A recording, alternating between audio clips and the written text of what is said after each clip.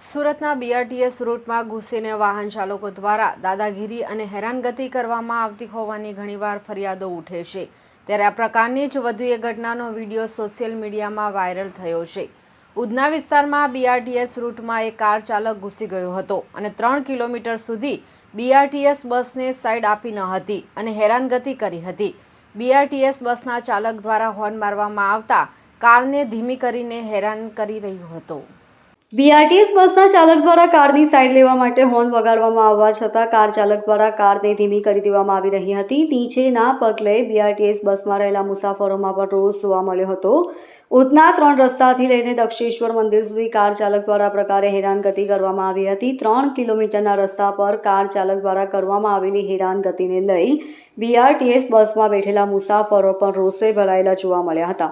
BRTS બસના રૂટમાં સામાન્ય વાહન ચાલકોને વાહન ચલાવવા પર પ્રતિબંધ છે। એવા સમયે સામાન્ય વાહન ચાલકો બીઆરટીએસ રૂટમાં ઘૂસી બીઆરટીએસ બસના ચાલકો સાથે દાદાગીરી કરતા હોવાના અગાઉ પણ કિસ્સાઓ બની ચૂક્યા છે।